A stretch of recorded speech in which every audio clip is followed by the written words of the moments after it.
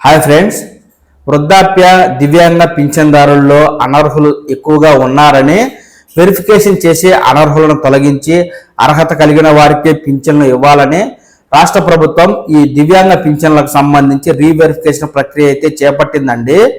ఇందులో భాగంగా 24,000 మంది 15,000 పింఛన్దారులను, ఇప్పటి వరకు 2 లక్షల మంది 6,000 పింఛన్దారులను వెరిఫికేషన్ చేయగా ఇందులో 15,000 పింఛన్కు కేవలం 10,000 మంది మాత్రమే అర్హులని, మరో 10,000 మంది 6,000 రూపాయల పింఛన్కు అర్హత కలిగి ఉండి 15,000 రూపాయల పింఛన్ తీసుకుంటున్నారని, ఇటువంటి వారి పింఛన్లను 6,000 రూపాయలకు మార్పు చేస్తామని, మరో 3,000 మందిని పూర్తిగా అనర్హులుగా గుర్తించి ఆన్లైన్లో వారి పింఛన్కు సంబంధించి హోల్డ్లో పెట్టారు.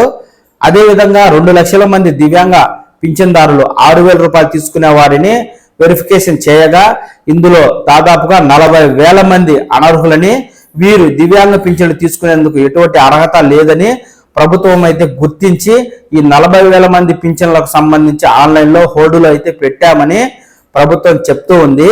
దీనికి సంబంధించి పూర్తి సమాచారాన్ని శాసన మండలి వేదికగా మంత్రి గారు అయితే వివరించారు. ఆ పూర్తి సమాచారం ఈ విధంగా ఉంది.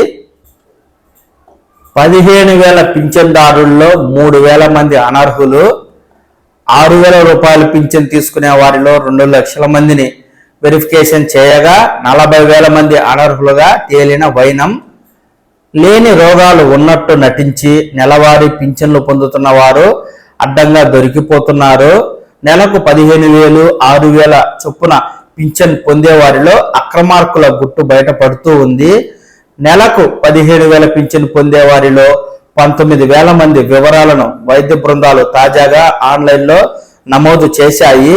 వాటిని గ్రామీణ పేదరిక నిర్మూలన సొసైటీ సెల్ఫ్ అధికారులు విశ్లేషించగా 3,000 మంది ఆ మేర పింఛన్ పొందేందుకు యోగ్యులు కారని తేలింది.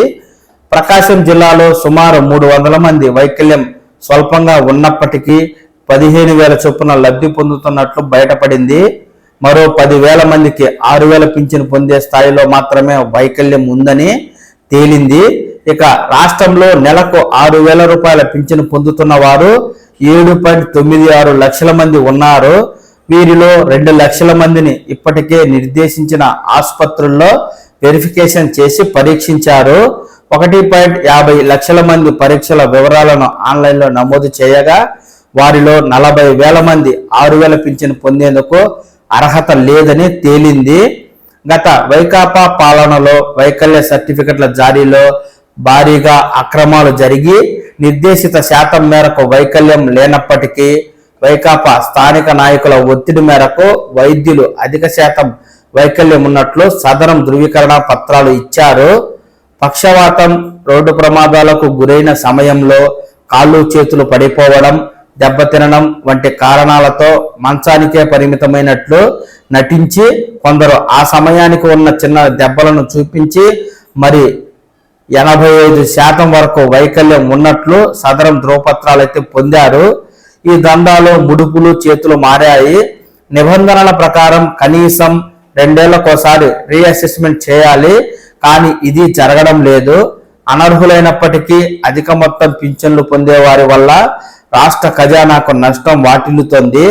అర్హులకు మాత్రమే లబ్ధిదారులకు లబ్ధి చేకూరేలా సెర్ఫ్ అందజేసిన జాబితాల ప్రకారం వైద్య బృందాలు ప్రస్తుతం పరీక్షలు అయితే చేస్తూ ఉన్నాయి.